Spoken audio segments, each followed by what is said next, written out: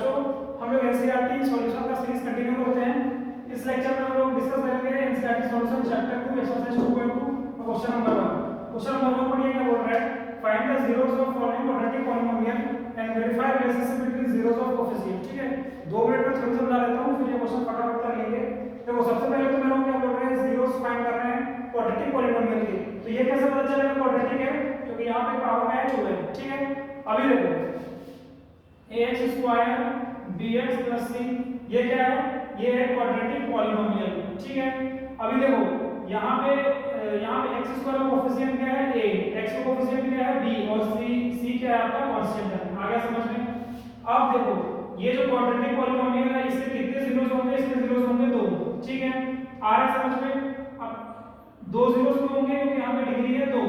Zeros क्या होता है, इस पे मैं सिर्फ x की में से कौन सी वैल्यू से फेंक के मारूं कि ये क्या हो जाए, 0 हो जाए। ठीक है, तो यहाँ पे 2 वैल्यूज आएगी, 2 वैल्यूज का फेंक के मारूं तो ये क्या हो जाएगा, 0 हो जाएगा, वैनिश हो जाएगा। आ रहा है समझ में। तो अगर मान लो मैं एक को अल्फा बोलता हूं और एक को मैं बीटा बोलता हूं, तो अगर मैं अल्फा प्लस बीटा बोलता हूं, अगर मैं अल्फा प्लस बीटा बोलता हूं, ये मैं क्या कर रहा हूं, मैं कर रहा हूं सम ऑफ रूट्स।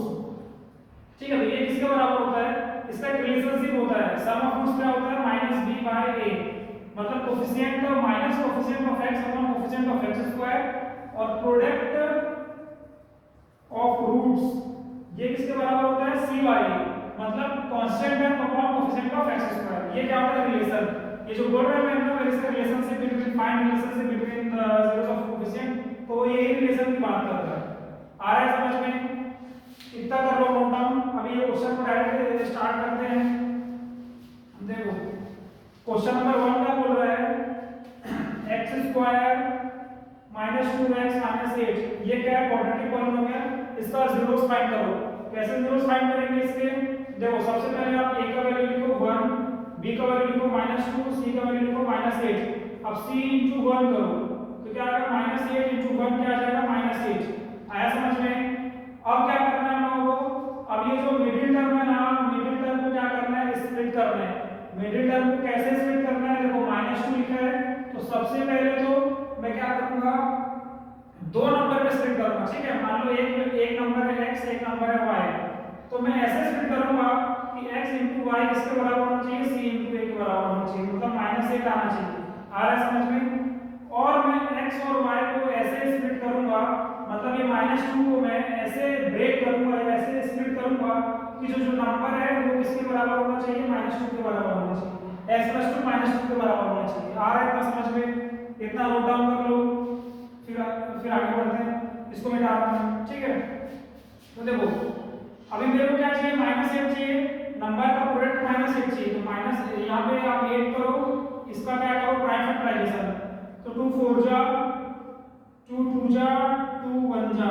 ठीक है, तो 8 का क्या आ गया, प्राइम फैक्टराइजेशन 2 2 * 2 * 2। अभी देखो मैं इसको कैसे लिख सकता हूँ, x स्क्वायर -2x -8। ठीक है, तो अभी मैं इसको मैं कैसे लिख सकता हूँ, x स्क्वायर 2 2 जा 4 आ जाएगा, 4 2। ठीक है, तो -4x + 2x -8। अभी देखो सेम लिखा है क्या, x स्क्वायर -2x -8 है, तो देखो x स्क्वायर -4x + 2, तो ये क्या आ जाएगा, -2x -8, मतलब ये और ये क्या है, बराबर है। ठीक है, और मैं क्या बोला था, 2 नंबर लूंगा, जैसे 4 और 2 है, मैं क्या बोला था, -2 को ऐसे स्प्लिट करूंगा मिडिल टर्म को कि 4 और 2 को मल्टीप्लाई करूंगा तो 8 आना चाहिए। बिल्कुल आ रहा है, देखो 4 * 2 -8 आ रहा है। और x और y को ऐसे स्प्लिट करूंगा कि -2 के बराबर आना चाहिए, तो 4x -4x + 2x -2 हो जाएगा। ठीक है, तो ये एकदम परफेक्ट मैंने क्या किया है, स्प्लिट किया है। अब इसके बाद क्या करना है, इसके बाद जो कॉमन मिल रहा है उसको कॉमन ले लो। जैसे इसमें क्या आ रहा है, x स्क्वायर, एक मिनट रुक जाओ। हाँ ठीक है, इसमें क्या आ रहा है, x स्क्वायर कॉमन आ रहा है, तो x कॉमन ले लिया, x -4। ठीक है, इसमें क्या आ रहा है कॉमन, 2।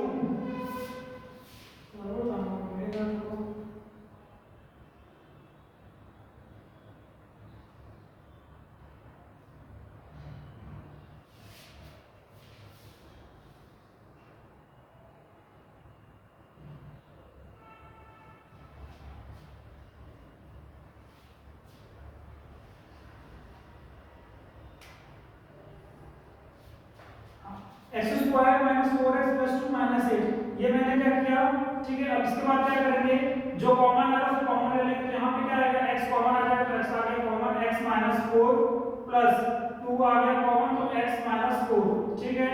यहाँ तो कोई दिक्कत, अब क्या करेंगे, x माइनस 4 कॉमन आ जाएगा, x माइनस 4 कॉमन आ गया, अब ये क्या बचा, x प्लस 2। अब मेरे को क्या चाहिए, मेरे को क्या चाहिए, जीरो, तो x माइनस 4 को मैं क्या किया 0 और x प्लस 2 को मैं क्या किया 0, तो x की वैल्यू एक आ गई 4 और x की वैल्यू एक आ गई -2, मतलब आप 4 उठा के इस पे मारो, इस पे पुट कर दो, 4 देखना 0 आ जाएगा, आप -2 उठा के इस पे पुट कर दो, 0 आ जाएगा। आ रहा है समझ में? तो ऐसे हम लोग क्या कर रहे हैं, रूट्स निकालने हैं, जीरोस निकालने हैं। कर चेक करूंगा मैं क्या आया, देखो x की एक वैल्यू आई 4 और एक वैल्यू आई -2। अब इक्वेशन क्या है, x square minus 2x minus 8, 4 put कर दो इसमें, तो 4 का स्क्वायर माइनस 2 इंटू 4 माइनस 8, तो कितना हो जाएगा 16 माइनस 4 गुनी 8 और ये 8, तो 16 माइनस 16 ये आ जाएगा 0 आ जाएगा। उसी तरह से -2 पुट कर देना, तो ये भी क्या आ जाएगा 0 आ जाएगा। तो हम लोगों ने दो जीरोस निकाल लिए, ठीक है। अभी रिलेशनशिप फाइंड करना है, तो वो भी कर लेते हैं।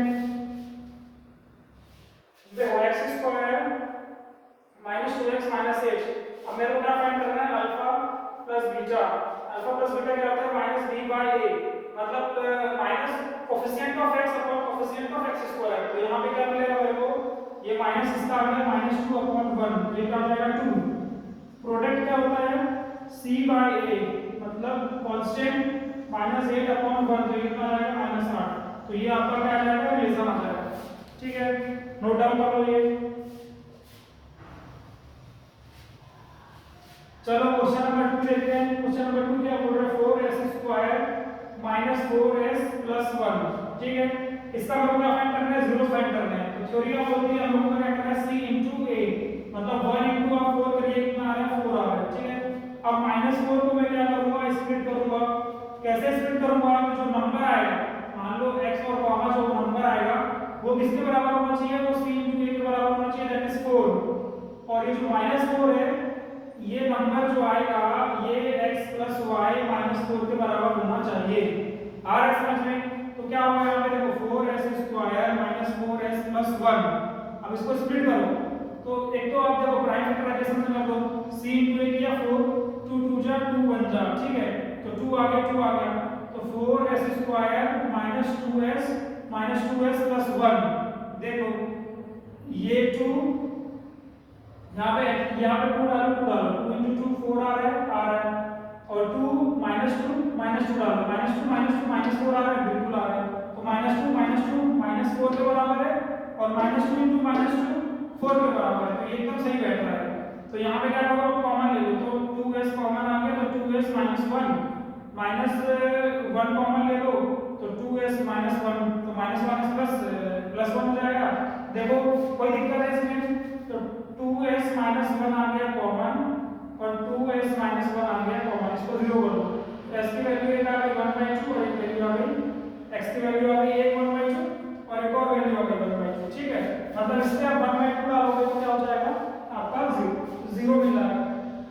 अब रिलेशनशिप फाइंड करना है, वो कैसे फाइंड करेंगे, देखो अल्फा प्लस बीटा यहाँ पे क्या आ जाएगा, -4/4, दैट इज 1 आ जाएगा, तो अल्फा इंटू बीटा क्या आ जाएगा, दैट इज 1/4, ठीक है। क्वेश्चन नंबर 3 देखो, 6x square minus 3 minus 7x। सबसे पहले तो इसको स्टैंडर्ड फॉर्म में लिखो, 6x square minus 7x minus 3, ठीक है। अब मेरे को क्या करना है, अब मेरे को देखो करना है c into a करो सबसे पहले, तो c का वैल्यू है -3 into 6, तो कितना हो जाएगा -18।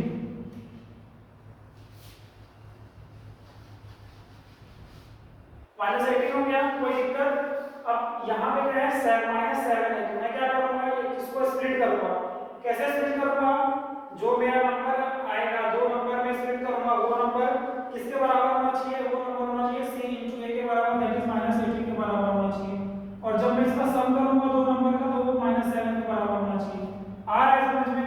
अब स्प्लिट करिए, स्प्लिट कैसे करूंगा, 18 है 2 9 जा देखो 2 और 9 आ गया, ठीक है, 2 9 जा 18। अब देखो 7 मेरे को चाहिए ना, यहाँ पे -7 चाहिए ना, तो मैं -2 रख दूंगा और +2 रख दूंगा। -2 रखा +2 रखा तो ऑलरेडी -7 आ गया, और 9 × 2 18 तो होता ही है, तो 18 भी आ जाएगा, अपना काम हो गया, ठीक है। तो देखो मैं कैसे लिख सकता हूँ, 6x² माइनस कहाँ गया 2 और 9 था ना, तो -9x + 2x - 3। अब एक बार चेक कर लो, 9 दूनी 18 -18, यहाँ पे -18 आ रहा है, 9 दूनी 18 और क्या आ रहा है यहाँ पे -7 भी आ जाएगा, +2 जाएगा तो -7 आ जाएगा, ठीक है। अब मैं क्या करूँगा 3x इसमें से कॉमन ले लूँगा, ये क्या बचा 2x - 3 + 2x - 3 कॉमन आ गया, मतलब यहाँ से इन दोनों में से 1 कॉमन ले लिया, बात खत्म। तो 2x - 3 3x + 1 ये क्या हो जाएगा, इसको 0 कर दो तो x की वैल्यू आ जाएगी 3/2 और x की वैल्यू आ जाएगी -1/3, ठीक है। इतना लिख लो। एक देखो 2x - 3 को मैंने किया 0 तो x की वैल्यू हो जाएगी 3/2 और 3x + 1 को मैंने किया 0 तो x की वैल्यू हो जाएगी -1/3, बस और कुछ भी नहीं किया। अभी कोएफिशिएंट निकालो, रिलेशनशिप निकालो। इसका रिलेशनशिप क्या होगा, अल्फा प्लस बीटा क्या होता है -b/a, तो -3/6 तो कितना आ जाएगा ये 1/2। अल्फा × बीटा क्या होता है c/a, तो यहाँ पे क्या है -7/6 आ जाएगा आपका प्रोडक्ट ऑफ रूट्स, ये आपका रिलेशनशिप आ जाएगा। कर लो नोट डाउन।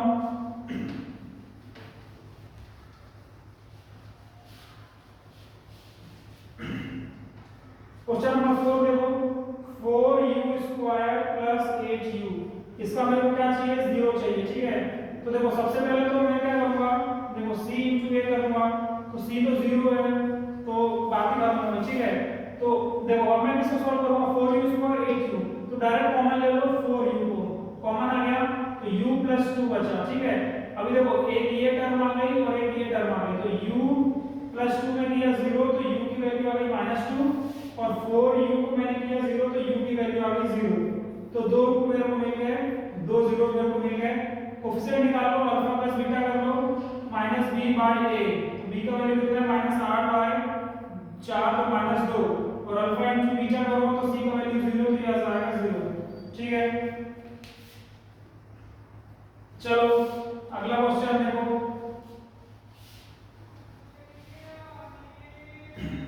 अगला क्वेश्चन क्या है t² -15, ठीक है।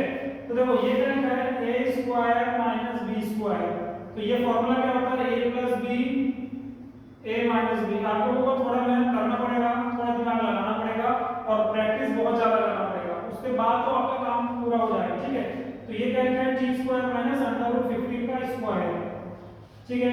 किसी को कोई दिक्कत तो मैं क्या कर सकता हूँ a + b और a - b यहाँ पे फॉर्मूला लगाऊंगा, तो ये क्या बचेगा t + √5 t - √5। अब मैं 0 कर दूंगा तो t की वैल्यू आ जाएगी एक -√15 और एक आ जाएगी +√15, तो दो जीरो मिल गया मेरे को। अब अल्फा प्लस बीटा कर दो, अल्फा प्लस बीटा क्या होता है -b/a, b का वैल्यू 0 है तो ये 0 जाएगा। अल्फा × बीटा क्या होता है c/a, c का वैल्यू -15, आपका आंसर कितना आ जाएगा -15, ठीक है। कर लो नोट डाउन।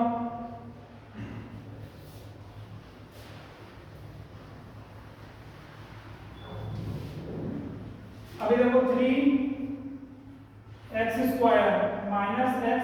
4, ठीक है।